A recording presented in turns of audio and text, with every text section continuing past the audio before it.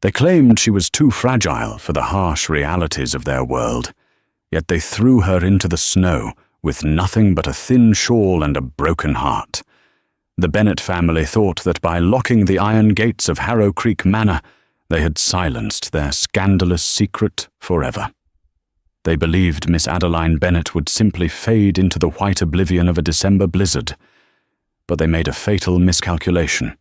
They forgot that the road to hell is often paved with ice, and sometimes the devil himself drives the carriage. When the feared Duke of Harrington stopped his horses that night, he didn't offer salvation. He offered a weapon.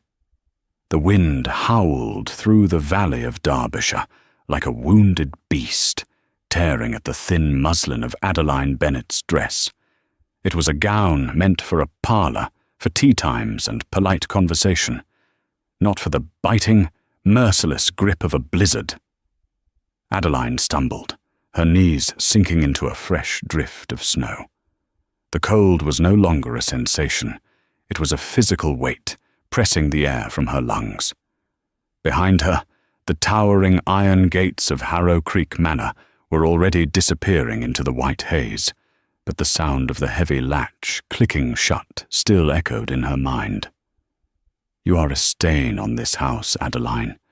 Her stepmother, Madame Beatrice, had sneered, her face twisted in a mask of triumph. "With your father gone, there is no one to protect a penniless leech. Go. Find your charity elsewhere." Adeline had begged. She had lowered herself to her knees on the Persian rug in the foyer, grasping at the hem of her stepsister Lydia's skirt. But Lydia had only laughed, kicking her hand away as if she were a stray mongrel. "Don't look at me, sister," Lydia had said, adjusting her pearl necklace. "The Duke of Harrington is coming to the winter ball next week. We can't have a disgraced orphan moping about, ruining my chances. You understand, don't you? You simply don't fit the aesthetic of our future." The servants had looked away, shame burning in their eyes, but none dared defy Madame Beatrice. And so, Adeline was shoved out the scullery door, the wood slamming against her back with a finality that shattered her world. Now, an hour later, Adeline could no longer feel her toes. The numbness was creeping up her legs, a seductive drowsiness urging her to lie down and sleep. She knew that sleep meant death.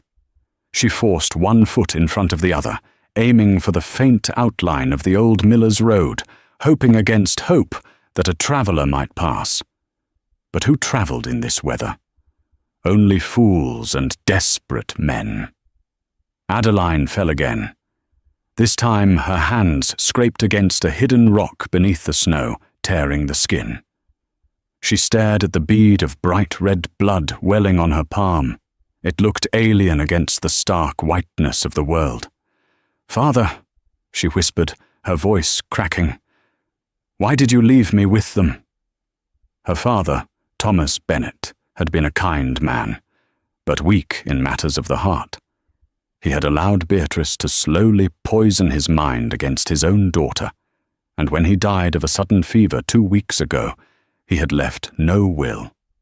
Everything, the estate, the money, Adeline's dowry, had passed to Beatrice by default. Adeline curled into a ball beneath the twisted roots of an ancient oak tree near the roadside. The wind whipped her hair across her face, freezing the tears to her cheeks. She closed her eyes, the image of the warm hearth at the manor taunting her. She imagined Lydia sipping hot cocoa, likely planning which gown to wear for the Duke. The darkness began to close in, the edges of her vision turning grey. Thump, thump. Thump, thump. It wasn't her heart. It was a rhythmic, heavy sound vibrating through the frozen ground. Adeline's eyes fluttered open. Through the swirling snow, 2 bright lanterns pierced the gloom like dragon eyes. The thunder of hooves grew louder, crushing the silence. A carriage. It was moving fast, too fast for the ice. It was a massive black construct, devoid of crests or colours, pulled by 4 nightmare black stallions that seemed to breathe smoke in the frigid air. Adeline tried to shout, but her throat was frozen. She tried to stand, but her legs refused. In a last, desperate bid for life, she dragged herself from the tree roots and rolled toward the road, waving a pale, trembling hand. The lead horse shrieked as the driver pulled hard on the reins. The carriage skidded, the wheels locking and carving deep grooves into the ice. It came to a halt mere inches from Adeline's outstretched fingers. Silence returned, heavier than before. The door of the carriage did not open immediately. Adeline lay there, panting, her vision blurring. Was this her savior? Or had she merely stopped a traveller who would curse her for the delay and ride on? The handle turned. The door swung open. A boot, polished to a mirror shine despite the weather, stepped onto the snow. Then another. A man emerged. He was tall, wrapped in a heavy charcoal greatcoat with a high collar that obscured half his face.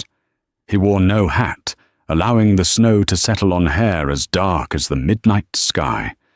He didn't rush to her. He walked with a terrifying, predatory calm. He stopped over her, looking down with eyes that were cold, calculating, and piercingly blue, the color of the ice that was killing her. "Well," the man said, his voice a deep baritone that vibrated in Adeline's chest. "It seems the Bennets have finally decided to take out the trash." Adeline frowned, confusion warring with her exhaustion. He knew who she was. "Help! Me!" she wheezed. The man crouched down. He didn't offer a hand. Instead, he tilted his head, studying her like a scientist examining a rare, dying insect. "Why?" he asked simply. "Please, give me one reason why I should dirty my carriage with a frozen corpse," he said, his tone devoid of pity. "You are Adeline Bennet, daughter of Thomas, stepdaughter of the vile Beatrice. You have nothing. You are nothing." Adeline's survival instinct flared, a spark of anger igniting in the freezing void of her chest. She glared up at him, her teeth chattering. "Because," she rasped, forcing the words through her numb lips. "Because, if I die, she wins." The man went still. The corner of his mouth twitched, not a smile, but an acknowledgement. "Spite," he murmured. "A powerful fuel, much warmer than wood." He stood up abruptly and signaled to the driver. "Get her inside. Try not to break her. She's fragile, but she may yet be useful." The interior of the carriage was warmer than any room Adeline had ever known. It smelled of expensive tobacco, leather, and something sharp, like pine and iron. Adeline was slumped against the velvet squabs, wrapped in a thick fur rug the driver had thrown over her. She was shivering violently as her body began to thaw, the return of sensation bringing with it a burning pain in her extremities. Across from her sat the stranger. He had removed his greatcoat, revealing a severely tailored black suit. He watched her shivering with detached interest, tapping a silver-headed cane against the floor of the carriage. "Drink this," he commanded, extending a silver flask. Adeline's hands were shaking too much to hold it. With a sigh of impatience, he leaned forward, unstopped the flask and pressed it to her lips. The liquid was brandy, fire in liquid form. It burned her throat, making her cough, but it spread a glorious heat through her belly. "Who?" she coughed, wiping her mouth. "Who are you?" He capped the flask slowly. "I am the man your stepmother fears most in this world, Miss Bennet, and the man your father owed a great debt to." Adeline's eyes widened. You are Valerius Harrington, the Duke of Harrington, the feared Duke." Stories about him were whispered in parlours across the county. They said he had doubled his family's fortune through ruthless trade deals. They said he had driven his own cousin to madness over a land dispute. They said his heart was made of the same stone as his castle walls. I am, Valerius replied. And you, Miss Bennet, are currently interrupting my journey to London. I didn't ask to be here, Adeline snapped, the brandy giving her courage. You could have left me. I could have, Valerius agreed. But then I saw the look in your eyes. You hate them. Beatrice and that vapid creature, Lydia. They took everything from me, Adeline whispered, looking down at her torn, bloodied hands. My home, my name, my dignity. Dignity is a luxury for those with full bellies, Valerius said sharply. Right now, you are a beggar. If I drop you off at the next village, you will be dead within the week or working in a brothel. Is that the fate Thomas Bennet's daughter desires? Adeline stiffened. No. Good. Valerius leaned back, crossing his long legs. Then I have a proposition. A business arrangement. Adeline stared at him. Business? I have no money, Your Grace. I have no dowry. Beatrice ensured that. I have more money than God, Miss Bennet. I do not need your coin, Valerius scoffed. I need a distraction, a weapon, and most importantly, I need a wife. The carriage hit a bump, but Adeline felt as though the world had tilted on its axis. A wife?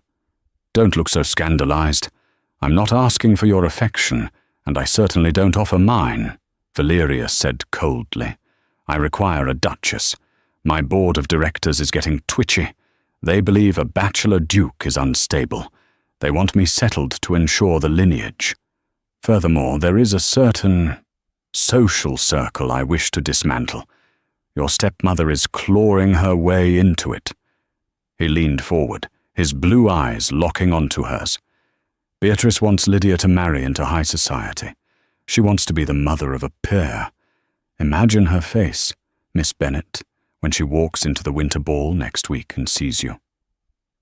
Adeline's breath hitched. Me? You, Valerius continued, his voice dropping to a seductive whisper. Not as the starving orphan she threw out, but as Her Grace, the Duchess of Harrington, draped in diamonds that cost more than her entire estate, standing on my arm, untouchable. The image flashed in Adeline's mind, Beatrice choking on her champagne, Lydia, pale with envy, the servants who had turned their backs, bowing to her. Why me? Adeline asked, her voice trembling. You could have anyone. I could, Valerius admitted. I could marry a princess from Prussia or a wealthy heiress from New York. But they would bore me. They don't know what it is to be thrown away. They don't have the fire of survival in them. You do. You have a vendetta, Adeline. And so do I. You have a vendetta against my family? That is a story for another time, Valerius said dismissively. The offer is simple. Marry me. Be the Duchess of Harrington in public. Run my household. Play the part. In private, we live separate lives. You will have unlimited funds, protection, and the power to crush those who hurt you. In exchange, I get a wife who is too indebted to me to ever betray me, and who is smart enough to play the game. He extended a gloved hand. Well, Adeline, do you want to go back to the snow? Or do you want to own the winter? Adeline looked at his hand. It was large, powerful, and dangerous. Taking it meant selling her soul to the devil. It meant entering a world of sharks and vipers with a man who admitted he had no heart. But then she remembered the sound of the door locking behind her. She remembered Beatrice's laugh. Adeline reached out. Her cold, blood-stained fingers grasped his leather glove. I'll do it, she said, her voice steel. But I have one condition. Valerius raised an eyebrow, amused. A condition? You are in no position to bargain, little mouse. I am not a mouse, Adeline said, meeting his gaze. If I am to be your duchess, I will not be a prop. I want Harrow Creek Manor. I want to hold the deed to the house that threw me out." Valeria stared at her for a long moment. Then slowly, a genuine smile touched his lips. It was terrifying. "Done," he said. The journey to the Duke's estate took 3 days. For Adeline, it was a blur of fevered dreams and the rhythmic rocking of the carriage. She drifted in and out of consciousness, aware only of the heat radiating from the fur rugs and the occasional stoic presence of Valerius Harrington, reading documents by the light of a hanging lantern. He did not coddle her, but neither did he let her succumb to the cold. Once, when a violent cough racked her body, she felt a cool hand against her forehead, checking her temperature with the clinical detachment of a doctor.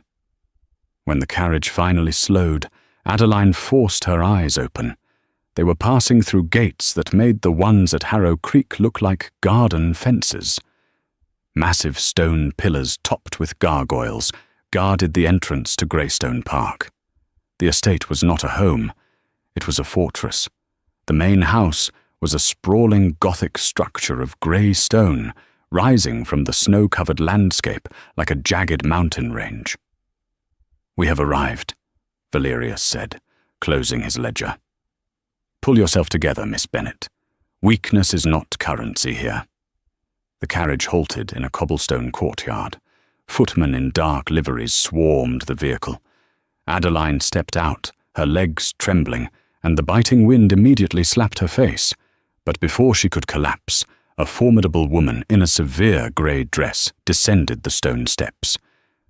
"Your Grace," the woman said, curtsying stiffly.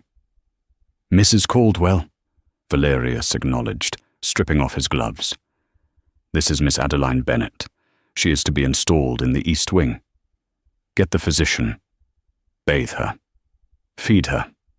Burn those rags she is wearing." "And Mrs. Caldwell?" "Yes, Your Grace. Prepare the bridal suite. We marry in 2 days." Mrs. Caldwell didn't even blink. "Very good, sir." Adeline was swept away. The next 48 hours were a transformative torture. She was scrubbed in steaming copper tubs until her skin was raw, the scent of lavender and expensive soap replacing the smell of fear and frost. A physician, Dr. Aris, tended to her scraped hands and the bruising on her back, muttering about malnutrition and exposure. She was fed broths that tasted richer than any holiday feast she had ever known. But through it all, she felt like a doll being repaired for a shelf. On the evening before the wedding, Valerius summoned her to his study. Adeline wore a simple gown of deep blue velvet that Mrs. Caldwell had provided. It was warm and soft, fitting her slender frame perfectly. She knocked on the heavy oak door and entered.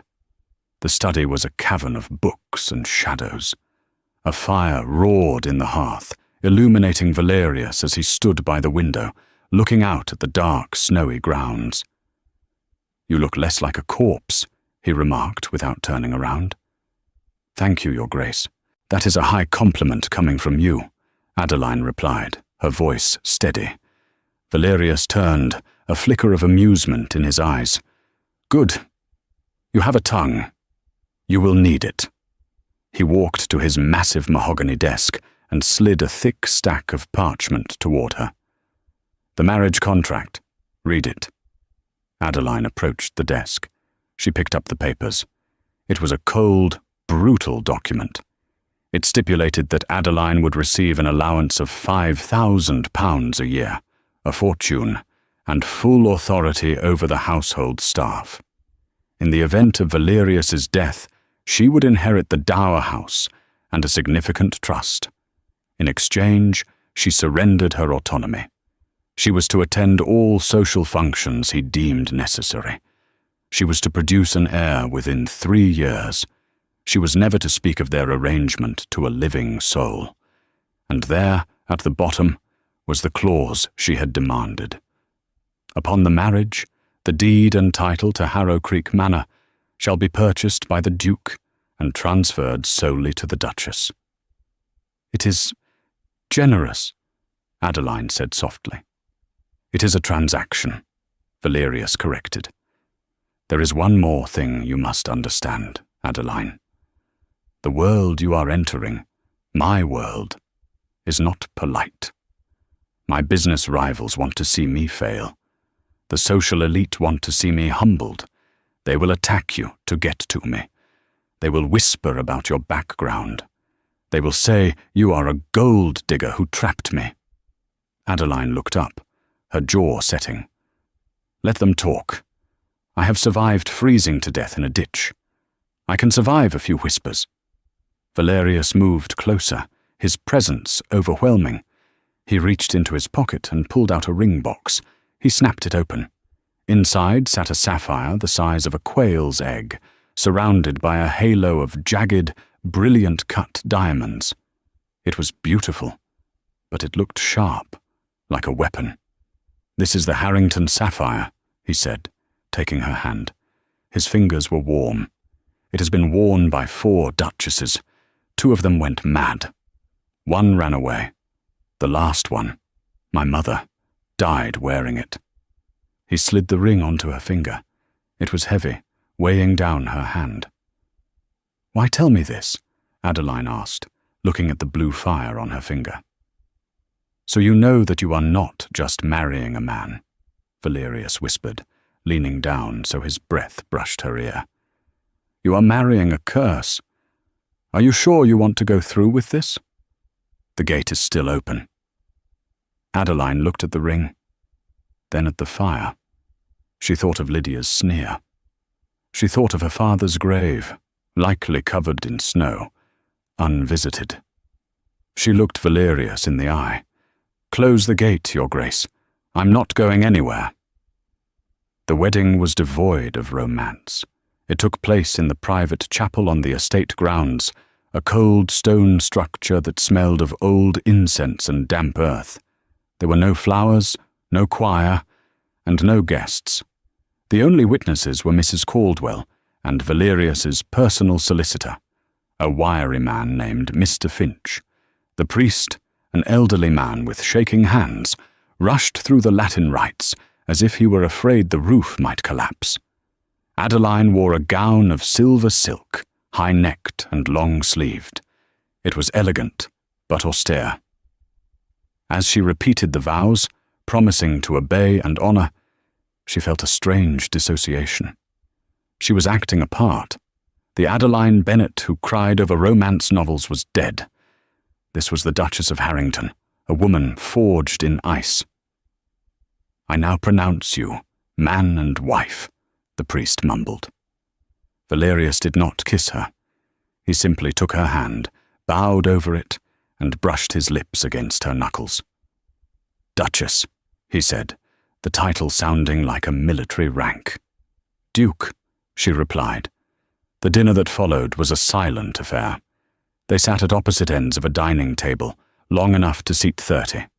The only sound was the clinking of silver against china and the ticking of the grandfather clock. When the meal concluded, Valerius stood. I have work to attend to. Mrs. Caldwell will show you to your chambers. The master suite adjoins yours, but the connecting door is locked. I value my solitude, and I assume you value yours. It was a rejection, plain and simple. Despite knowing this was a business arrangement, Adeline felt a sting of humiliation. He treated her like an acquisition he had already lost interest in. Good night, Your Grace, she said, holding her head high.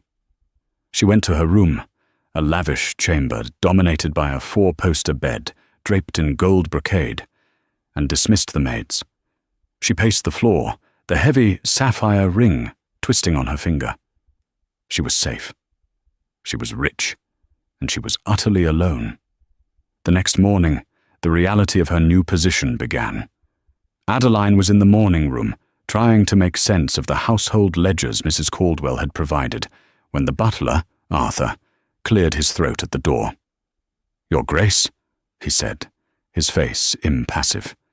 You have a visitor. Adeline frowned. A visitor? But we have announced nothing. Who is it?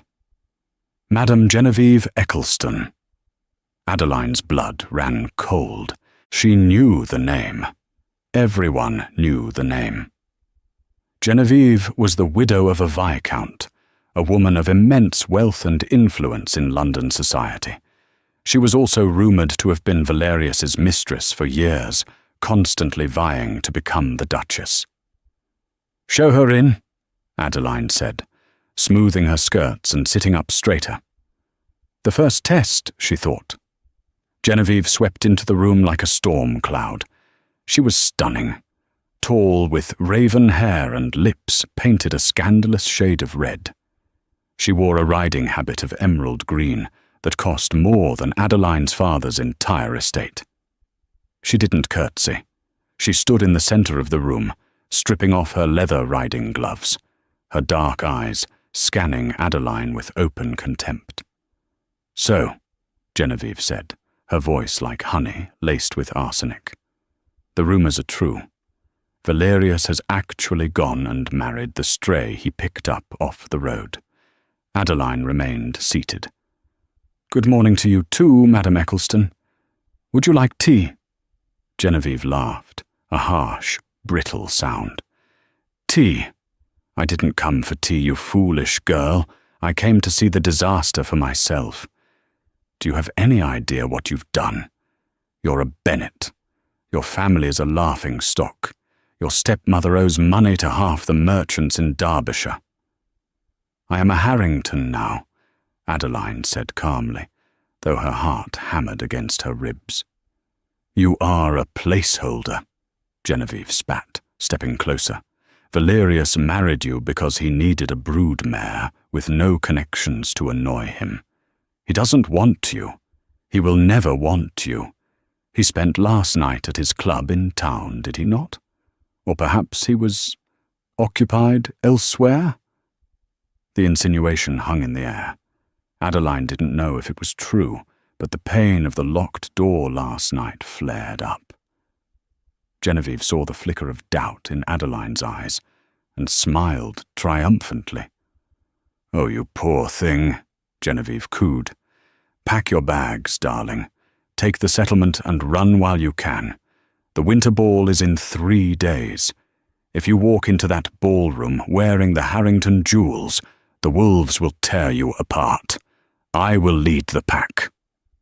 Adeline looked at the woman. She saw the jealousy, the cruelty, the entitlement, and something inside her snapped. The same anger that had kept her alive in the snow surged forward. Adeline stood up slowly. She was shorter than Genevieve, but in that moment she felt 10 feet tall. "Are you finished?" Adeline asked softly. Genevieve blinked, surprised by the tone. "Excuse me?" "I asked if you were finished barking," Adeline said, clasping her hands in front of her. "Because if you are, I have instructions for you." "Arthur?" The butler stepped forward. "Yes, Your Grace." "Please inform the stable master that Madame Eccleston's horse is to be brought around immediately." "She is leaving." Genevieve gasped. "You can't throw me out. I am Valerius's oldest friend." "You are a guest in my house," Adeline said, her voice dropping to a steely register that sounded frighteningly like Valerius. "And you have insulted the Duchess of Harrington. If you ever speak to me with such disrespect again, I will ensure that you are uninvited from every social event in London. My husband owns the bank that holds the mortgage on your estate, does he not, Genevieve?" It was a guess, a wild guess based on a ledger entry Adeline had seen 10 minutes ago. Genevieve's face went pale. The colour drained from her red lips. She had overplayed her hand. You wouldn't dare," Genevieve whispered. "Try me," Adeline challenged. "Now, get out." Genevieve stared at her with pure hatred, then turned on her heel and stormed out, shoving past Arthur. Adeline stood rigid until the front door slammed. Then her knees gave way, and she sank back onto the sofa, trembling. "Impressive." The voice came from the doorway. Adeline jumped. Valerius was leaning against the frame, his arms crossed. He had been there. He had heard. I didn't know you were home," Adeline stammered. Valerius walked into the room. He didn't look angry. He looked fascinated. "I came back to retrieve a file," he said. "I expected to find you crying. Genevieve has reduced seasoned diplomats to tears." "She was rude," Adeline said, trying to steady her hands. "She was vicious," Valerius corrected. "And you gutted her. You found her weakness, her debt, and you struck without hesitation." He stopped in front of her. For the first time, he reached out and touched her chin, tilting her face up. His blue eyes searched hers. "I told you I needed a weapon," Valerius murmured, a strange intensity in his voice. "It seems I chose wisely." "She said I would be torn apart at the ball," Adeline whispered. "She was wrong," Valerius said. He dropped his hand, his expression hardening into determination. "Come with me. We have work to do. If Genevieve is planning a war, then we must arm you properly." "Arm me?" "Yes." Valerius grinned, a sharp, dangerous smile. "We are going to the vault. It is time you met the rest of the family, Jules. And tomorrow, we go to the ball, and we will make sure that when you enter that room, Beatrice and Lydia don't just feel envy. They will feel fear." The night of the winter ball arrived with a vengeance, bringing a storm that rattled the windows of Greystone Park. But inside the Duke's carriage, the air was still and heavy with anticipation. Adeline sat opposite Valerius. She felt heavier, not from burden, but from the sheer weight of the diamonds draped around her throat. The Harrington sapphire rested against her collarbone, cold and demanding. Her gown was a masterpiece of revenge. Valerius had ordered a team of French seamstresses to work through the night. It was a deep, midnight blue velvet that appeared almost black in the dim light, cut low across the shoulders to display her porcelain skin and the massive jewels. The skirt was voluminous, embroidered with silver thread that caught the light like trapped stars. She did not look like the starving girl in the snow. She looked like a queen of the night. "You are trembling," Valerius observed, his voice cutting through the silence. "I am terrified," Adeline admitted, clutching her fan. "Half the county will be there. Beatrice will be there." "Good," Valerius said. He leaned forward, his eyes gleaming in the carriage darkness. "Let them be terrified. You hold the cards now, Adeline. Remember what we practiced. You do not apologize. You do not explain. You are the Duchess of Harrington. You are the sun, and they are merely planets orbiting you. If they get too close, you burn them." The carriage slowed. They had arrived at the assembly rooms in town. The building was ablaze with light, music spilling out into the snowy street. A line of carriages stretched down the block, but as soon as the footmen saw the black stallions of the Harrington crest, they shouted for the way to be cleared. "Make way! Make way for the Duke of Harrington!" The crowd parted. Adeline's heart hammered against her ribs like a trapped bird. Valerius stepped out first. The crowd outside gasped at his imposing figure. He turned and extended his hand into the carriage. "Ready?" he asked. Adeline took a deep breath. She thought of the cold wind on her face the night she was exiled. She thought of the hunger. She took his hand. "Ready." She stepped out. A hush rippled through the onlookers. The flash of the sapphire was blinding, even in the lantern light. Valerius placed her hand on his arm, and they ascended the stairs. Inside, the ballroom was a sea of pastel silks, feathers, and gossip. The orchestra was playing a waltz, but the moment the major domo slammed his staff against the floor, the music faltered and died. "His Grace, the Duke of Harrington," the announcer bellowed, his voice echoing to the rafters. He paused for dramatic effect. "And Her Grace, the Duchess of Harrington." The silence that followed was absolute. It was a physical force. 300 heads turned as one.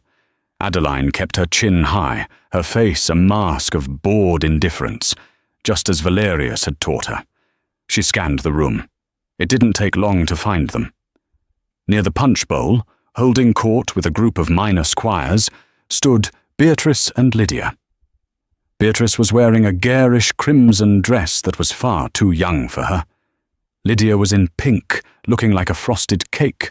They were laughing at something, until they looked up. Adeline saw the exact moment recognition hit them. Beatrice's glass slipped from her fingers.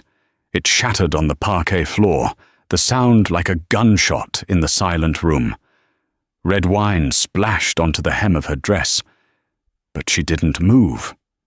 Her mouth hung open, her eyes bulging. Lydia grabbed her mother's arm, her face draining of all color. "Mother!" she hissed, her voice carrying in the quiet room. Is that Adeline?" Valerius leaned down to Adeline, his voice a low rumble. "Walk, slowly." They descended the grand staircase. The crowd parted like the Red Sea, bodies pressing back to give them a wide berth. Whispers began to erupt like wildfires. "Who is she? Is that the Bennet girl? I thought she was dead. Look at those diamonds. Good Lord, look at the Duke." They reached the floor.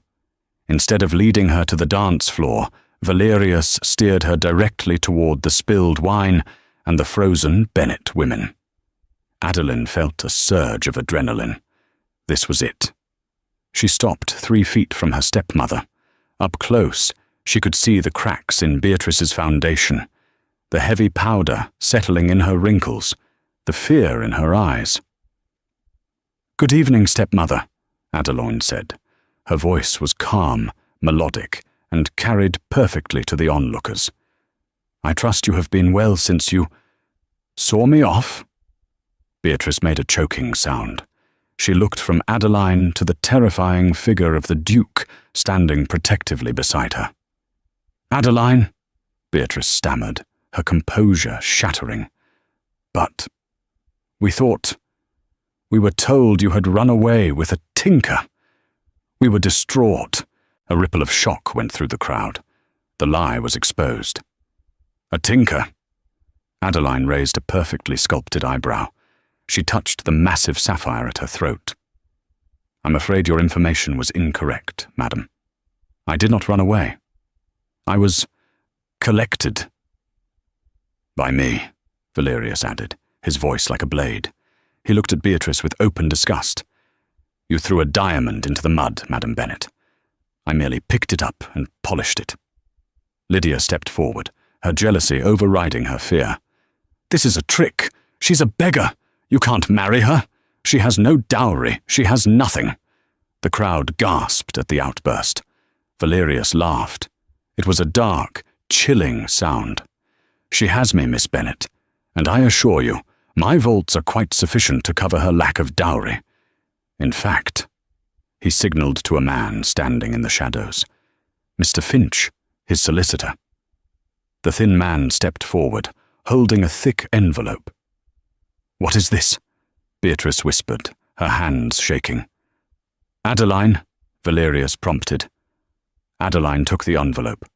She felt the weight of the deed inside. She looked at Beatrice, then at Lydia, and finally, she looked at the house keys dangling from Beatrice's waist. "We will discuss business later," Adeline said, tucking the envelope into her clutch. "For now, I believe you are causing a scene. Look at your dress, stepmother. You are stained. It really is quite unbecoming for a woman of your station." She used the exact words Beatrice had used on her when she was a child. "Come, Valerius," Adeline said, turning her back on them. "The air in this corner is stagnant." As they walked away, the orchestra struck up a waltz. Valerius swept her onto the floor. As they spun, Adeline saw Beatrice being helped into a chair, fanning herself frantically, while the entire room whispered about the woman who had tried to destroy the new Duchess. "You were magnificent," Valerius whispered in her ear. "I felt sick," Adeline admitted. "No one noticed," he assured her. "But the night is not over. That was the jab.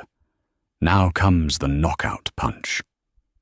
The victory at the ball was sweet, but it was merely the appetizer. The main course was served the following morning.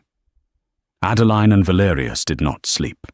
They rode the high of the confrontation straight back to the estate, and at dawn the carriage was prepared again. This time they were not going to a party. They were going to Harrow Creek Manor. The snow had stopped, leaving the world bright and blindingly white. As the carriage rolled down the familiar road, Adeline felt a knot of anxiety tighten in her stomach. This was the place where she had been tormented. This was the place she had been exiled from. "You don't have to do this alone," Valerius said, watching her closely. "I can have my men clear the house. You need never step foot inside again." "No," Adeline said, her voice hard. "I need to see it. I need them to know it was me." They pulled up to the iron gates, the same gates that had been locked against her. The gatekeeper, old Thomas, stumbled out of his lodge, his eyes widening as he recognized the Duke's crest. He scrambled to open the gates, bowing low as the carriage swept past. They pulled up to the front door. Adeline stepped out, her boots crunching on the gravel. She was dressed in a severe black riding habit, looking every inch the executioner.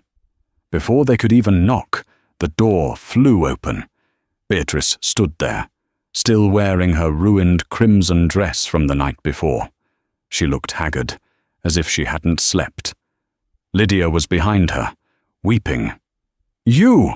Beatrice shrieked, pointing a shaking finger at Adeline. "You ungrateful wretch! How dare you show your face here after the humiliation you caused us last night? Do you know the scandal you've caused? No one will speak to us." "Good morning to you too, Beatrice," Adeline said, walking past her into the foyer. She pulled off her gloves slowly. "I see you haven't packed." "Packed?" Beatrice sputtered, following her. "Why would I pack? This is my house. Your father left it to me." Adeline turned, standing in the center of the cold hallway. The portraits of her ancestors stared down at her. "Actually," Adeline said, signaling to Mr. Finch, who had accompanied them, "he didn't. Father died intestate. The property went to you by default of guardianship, but the estate was heavily leveraged. You haven't paid the mortgage in 3 years, Beatrice. You've been living on credit." Beatrice paled. How do you know that?" "Because the bank that holds your mortgage is a subsidiary of Harrington Holdings," Valerius said, stepping into the light. He loomed over the women like a dark god. "And as of this morning, I have called in the debt." "You can't!" Lydia screamed. "Where will we go?" "I don't care," Valerius said simply. "However," Adeline interrupted, her voice soft but deadly, "my husband is a businessman. He doesn't deal in emotions. But I do." She reached into her pocket and pulled out the deed, the document Valerius had promised her in the carriage that first night. "The Duke purchased the debt, and then he sold the property," Adeline explained. "To me. For £1. She held up the paper. "I own Harrow Creek Manor, Beatrice. I own the rugs you are standing on. I own the bed you sleep in. I own the silver you were planning to sell to pay for Lydia's season." Beatrice stared at the paper, her knees buckling. She grabbed the banister for support. "Adeline, please. We are family." "Family?" Adeline laughed, a dry, humorless sound. "Family is what keeps you warm when the world is cold. You threw me into a blizzard to die. You told me I was a stain. You told me I didn't fit the aesthetic." Adeline stepped closer, her eyes blazing. Well, Beatrice, I'm afraid you no longer fit the aesthetic of my estate. She turned to the open door. Get out. Now? Beatrice gasped. Right now, Adeline confirmed, just as I was. No coats, no jewels, no luggage, just the clothes on your back. It's freezing outside, Lydia wailed. We'll die. I survived, Adeline said coldly. Perhaps you will too, or perhaps a duke will drive by and save you, though I wouldn't count on it. Lightning rarely strikes twice. You can't be this cruel, Beatrice whispered, tears streaming down her face. I am not being cruel, Adeline said, signaling to the footman. I am simply balancing the scales. Karma, stepmother, has arrived, and she is wearing diamonds. The footman moved forward. Beatrice and Lydia screamed as they were ushered, firmly but not violently, out the door. They stumbled down the steps, their silk shoes sinking into the snow. The heavy oak door slammed shut behind them. The sound echoed through the house, a final, thunderous period to the sentence of their lives here. Adeline stood in the silence of the foyer. She looked at her shaking hands. Are you all right? Valerius asked softly behind her. Adeline took a deep breath. She looked around the hall. It didn't look like a prison anymore. It looked empty. I thought I would feel happy, she whispered, but I just feel tired. Revenge is exhausting work, Valerius agreed. He walked over and placed his hands on her shoulders. But it is done. The past is evicted. Now you must decide what to do with the future. Adeline leaned back against him, allowing herself, for the first time, to draw strength from him, not as a partner in crime, but as a man. I don't want to live here, she said suddenly. This house is full of ghosts. Then burn it down, Valerius said, half joking. No, Adeline said, turning to face him. I'll turn it into an orphanage, for girls who have nowhere to go, so no one ever has to walk into the snow alone again. Valerius stared at her. His cold blue eyes softened, a look of genuine respect replacing the calculating assessment. An orphanage, he mused. That will cost a fortune to run. Luckily, Adeline smiled, touching his lapel, I married a man who has more money than God. Valerius laughed, a true, rich sound that surprised them both. He caught her hand and kissed the palm. So you did, Duchess. So you did. But as they stood there, a sudden, urgent knocking came from the side entrance. The servants' entrance. Mrs. Caldwell, who had travelled with them, hurried from the back. She looked pale. Your Grace, she said, holding a letter. A rider just arrived from London. It's urgent. It's about the king. Valerius's smile vanished instantly. He took the letter, broke the seal, and scanned it.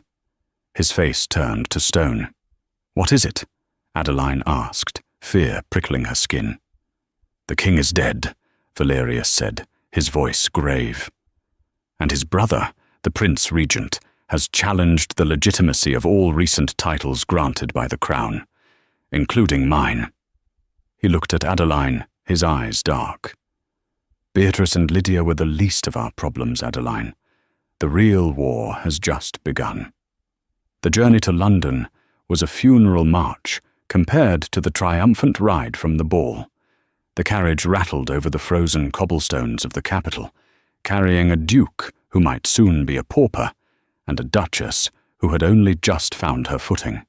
Valerius had spent the journey explaining the gravity of the situation. The Prince Regent, desperate for funds to fuel his lavish lifestyle and the ongoing skirmishes in the colonies, was using the death of the king to purge the peerage. He was targeting titles granted 3 generations ago, titles like the Harringtons, claiming irregularities in the paperwork to seize their assets for the crown. He doesn't care about the title, Valerius spat, staring out at the grey London fog. He wants the mines. He wants the shipping lines. He wants to strip the Harrington name of its gold to pave his own palace. Then we fight him, Adeline said, her hand resting firmly on his knee. This is not a ballroom skirmish with a stepmother, Valerius warned, his eyes weary. This is treason. If we lose, it is not just poverty. It is the Tower. They arrived at Harrington House in Mayfair, but there was no time to rest. A summons was already waiting. They were to appear before the Lord Chancellor, Lord Percival, immediately. The hearing took place in a private chamber within the Palace of Westminster. The room was stiflingly hot, smelling of wax and old parchment. Lord Percival sat behind a high desk, flanked by two clerks scribbling furiously. He was a rat-faced man with watery eyes and a smile that didn't reach them. "Your Grace," Percival sneered, not bothering to stand. "And, Madam Harrington, I suppose we must drop the Duchess for now, until the review is complete." Valerius went rigid. "Careful, Percival. You speak to my wife." "I speak to a commoner," Percival retorted, shuffling papers. "We have evidence that your grandfather's patent of nobility was forged. Therefore the dukedom is null and void. All assets revert to the crown. You have 24 hours to vacate your properties." It was a lie. A blatant, bureaucratic lie designed to steal a fortune. Valerius stepped forward, his fists clenched. "If you think I will surrender my birthright because of a falsified ledger, you have no choice." Percival slammed his hand on the desk. "The Prince Regent has signed the order. Unless—" He paused, a greasy smile spreading across his face. "Unless, of course, a donation is made. A donation equivalent to, shall we say, 70% of the Harrington liquid assets." It was extortion, pure and simple. Valerius looked ready to kill. If he paid, the Harrington Empire would be crippled. If he fought, he would be destroyed. No. The voice was soft, but it cut through the tension like a diamond cutter. Adeline stepped forward. She did not look at Percival. She looked at the clerk. "Write this down," she commanded. The clerk blinked, looking to Percival. "I said write it down!" Adeline's voice thundered, echoing off the stone walls. She turned to Percival, drawing herself up to her full height. "You speak of assets, Lord Percival. You speak of stripping us bare. But you have forgotten one asset that the crown desperately needs. Public favor." Percival scoffed. "The public?" "Peasants. Peasants who are hungry," Adeline corrected. "Peasants who are tired of a prince who builds pavilions while they starve. My husband and I have just commissioned the opening of the Bennett Harrington Home for Orphans in Derbyshire. It is entirely funded by the Harrington fortune. We have also pledged to subsidize the grain shipments for the coming winter." She pulled a folded newspaper from her clutch, the London Gazette, and slammed it onto Percival's desk. The headline read, "The Duke of the People. Harrington pledges fortune to the poor." Adeline had sent the notice the moment they left Derbyshire. "If you strip Valerius of his title," Adeline said, leaning in, her blue eyes blazing, "you are not just robbing a duke. You are robbing the orphans. You are robbing the starving masses. And I will make sure every man, woman, and child in England knows that the Prince Regent stole the bread from their mouths to buy new curtains." Percival turned pale. He looked at the newspaper.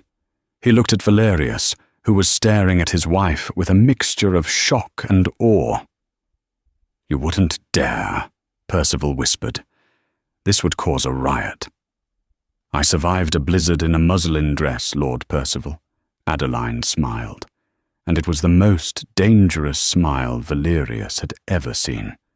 "Do you really think I am afraid of causing a little riot? Go to your prince. Tell him he can have his title, but he will lose his city. Or he can validate the Harrington claim, and we will continue to feed his subjects for him." The room was silent for a long, agonizing minute. Percival wiped sweat from his brow. He knew the political climate was fragile. A martyr duke could topple the monarchy. "I will consult with His Highness," Percival stammered. "The order is suspended. For now." "Permanently," Valerius corrected, stepping up beside Adeline and taking her hand. "We expect the validation by morning. Good day, Percival." They walked out of the palace arm in arm. They didn't speak until they were back in the carriage, the door firmly shut against the world. Valerius looked at her, really looked at her. He saw the smudge of ink on her glove from the newspaper. He saw the fatigue in her eyes. "You saved us," he said, his voice rough with emotion. "I was ready to burn the city down. You saved it." "I was protecting what is mine," Adeline whispered. "I lost one home, Valerius. I wasn't going to lose another." Valerius reached out and cupped her face. The cold, calculating duke was gone. In his place was a man who had finally found his equal. "The contract," he murmured. "The one we signed. It said we would live separate lives. It said no affection." "I remember," Adeline breathed, her heart racing. "I want to renegotiate," Valerius said. "I don't want a business partner, Adeline. I don't want a duchess for the public. I want you. I want the woman who crawled out of the snow and brought the king's court to its knees." He leaned in, his lips brushing hers. "I love you, Adeline. More than the title. More than the mines. You are the only treasure I have ever been afraid to lose." Adeline closed her eyes, tears slipping down her cheeks. Not tears of cold or pain, but of warmth. "And I love you, Valerius. My monster. My savior." He kissed her then, a searing, desperate kiss that sealed a bond stronger than any legal document. 6 months later. The snow was falling again in Derbyshire, covering the scars of the land, but this time Adeline was not walking through it alone. She stood on the steps of the newly renovated Harrow Creek Manor, now filled with the sound of children's laughter. The orphanage was full. Fires roared in every grate. Valerius came up behind her, wrapping his heavy coat around her shoulders, pulling her back against his chest. "They are happy," he noted, watching 2 young girls build a snowman in the garden. The very garden where Adeline had once begged for her life. "They are safe," Adeline corrected, resting her head on his shoulder. "And they are warm. Thanks to you." Valerius kissed the top of her head. Adeline looked at the iron gates. They were open. They would always be open. She touched the sapphire ring on her finger. It no longer felt heavy. It felt like an anchor. She had been left to starve in the cold, but she had found a fire that would burn for eternity. And that is the story of Adeline and the Duke. From a frozen outcast to the most powerful woman in England, she proved that even when the world leaves you to freeze, the fire inside you can burn brighter than anything else.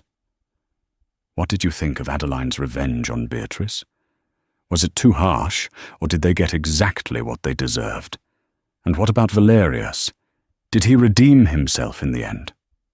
Let me know your thoughts in the comments below. I read every single one. If this story warmed your heart or gave you chills, please hit that like button. It really helps the channel grow. And if you haven't already, subscribe and ring the bell so you never miss a daily dose of romance, drama, and karma. Until next time, keep your chin up, and remember, the best revenge is living well. Thanks for watching.